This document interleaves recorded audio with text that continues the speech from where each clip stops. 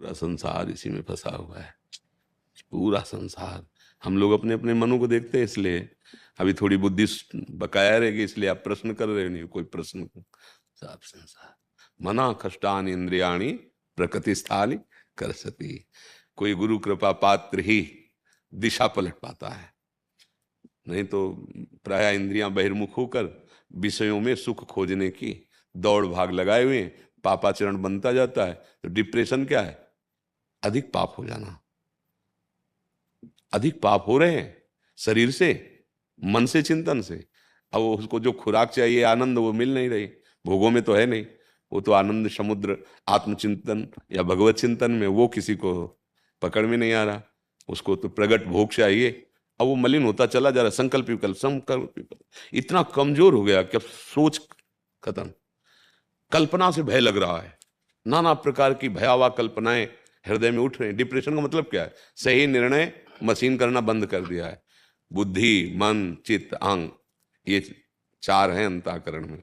बुद्धि निर्णय करना, संकल्प विकल्प मन, चिंतन चित्त, और स्वीकृति क्रियाओं की, भोक्ता भाव की, आम में सब गड़बड़ हो रहा है। इसीलिए सबसे प्रार्थना करते हैं कि भगवत प्राप्ति, ब्रह्मबोध, मोक्ष छोड़ो, जीने के लिए नाम जप कर लो।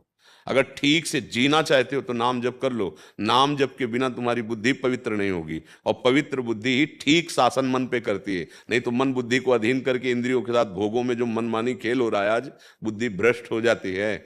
हम इसीलिए चिल्ला चिल्ला कहते हैं कि जो व्यभिचार है, जो मांस भक्षण है, मदिरापान है, ये जो नाना प्रकार की कुचाले दुर्वासना मम सदा परिकर्षयन्ति, चैन नहीं लेने देगी तुम्हें, कर लो। कहते हैं अभी तो भजन क्या करना है, मौज मस्ती करनी है, हम कमाते हैं खाते हैं, तो देख लो, आगे चल के देख लेना। क्योंकि पूर्व पाप और वर्तमान के पाप जब मिलेंगे तो ऐसा ब्लास्ट होगा कि जीवन तुम्हारा दुख में, नरक में हो जाएगा। इसलिए अगर पति ना मिले तो परम पति का वर्ण करके खूब भजन करो। जरूरी इंद्रिय भोग, उसी से जियो, वही जीवन है, उतने जीवन है। तो ऐसा लो कि एक बार वर्ण करो और आर पार निकल जाओ, वो भगवान है। ये मरण धर्मा को क्या करोगे? 4 दिन के बाद वो बदल गया तो फिर क्या करोगे? फिर दूसरे को, फिर तीसरे को। अगर आपके प्रारब्ध में अभी तक नहीं, भगवान का आश्रय लो, होगा भगवान किसी रूप में आकर संभाल लेंगे, उन्हीं का आश्रय। हमारे पास एक ही उत्तर है, भजन के बिना तुम्हारी दुर्गति, चिंता, शोक, भय, किसी की ताकत नहीं है, किसी के जंतुर में और किसी के नाना प्रकार के ड्रामे में। एकमात्र वारी मथे घृत होए बर सिकताते बर तेल, बिनु हरि भजन न भवतरी या सिद्धांत पेल। अगर भजन नहीं करोगे तो दुखों का नाश करने की सामर्थ्य किसी में भी नहीं है। अगर दुखों के नाश करने की सामर्थ्य होती तो ऐसे ऐसे करुणा में महात्मा के संकल्प से विश्व को सुखी कर देते। पर जब तक आप भजन नहीं करोगे, बुद्धि आप नहीं समर्पित करोगे भगवान में, तब तक महात्मा सामर्थ्यशाली होते हुए भी कुछ नहीं कर सकते।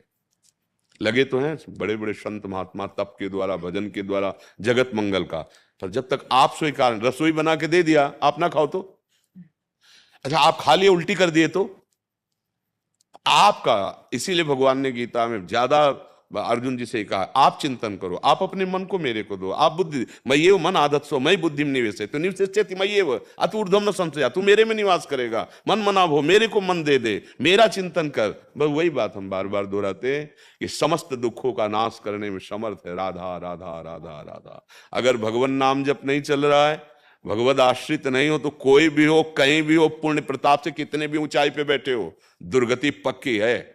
क्योंकि तुम्हारा मन अपनी मनमानी करेगा। बोले बड़े लोगों की पार्टी हो रही, क्या मदिरापान, व्यभिचार, जितने गंदी बातें ना, बोले तो बड़ी पार्टी है। तो बड़े लोगों को सुधारने के लिए बड़ा डिपार्टमेंट है, यमराज, नर्क और यमदूत, वो बड़ी पार्टी आएगी आपका स्वागत करने के लिए। किसी की ताकत नहीं त्रिभुवन में, तुम्हारा रुपया, पैसा, पद, अधिकार, कोई भी घोष नहीं चलेगी। और वो देह मिलेगी जिसमें मरोगे नहीं। ये देह तो मर भी जाती है, वो यातना देह मृत्यु को प्राप्त नहीं होती। चाहे आग में डाल दिया गया तो जितने वर्ष भुनना है भुनते रहोगे, मरोगे नहीं। भाव बचो, नरक की यंत्रणाओं से बचने के लिए हरिनाम गरज रहा है। भगवान नाम जप करो, भगवान नाम कीर्तन करो, ये गंदी बातें मत करो। शराब पीना, व्यभिचार करना, मांस खाना, चोरी करना, हिंसा करना, ये दुर्गति मिटाने के लिए मनुष्य शरीर मिला है, दुर्गति बढ़ाने के लिए नहीं। हमारी तो यही एक प्रार्थना रहती कि तुम संभल जाओ, बस तुम्हें कोई दुखी नहीं कर सकता। और तुम्हारी बुद्धि ठीक नहीं तो कोई नहीं।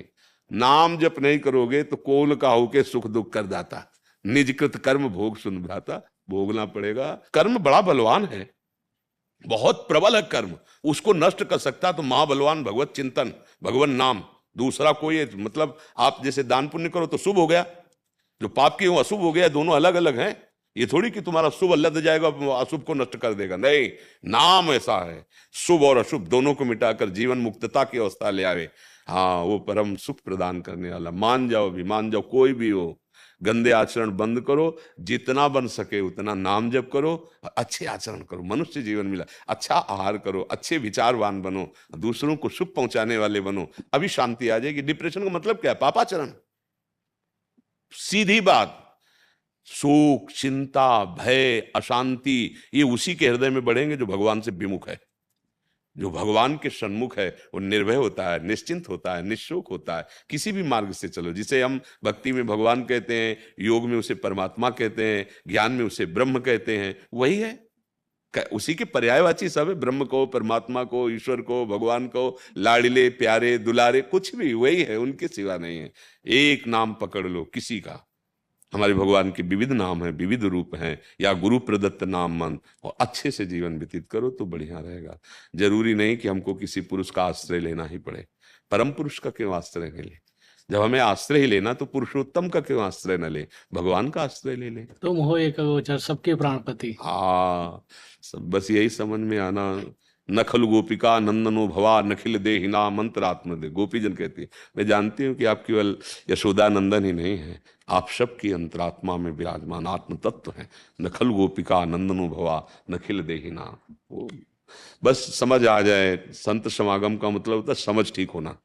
संतों का आशीर्वाद होता है तुम्हारी बुद्धि भगवान के सन्मुख हो जाए।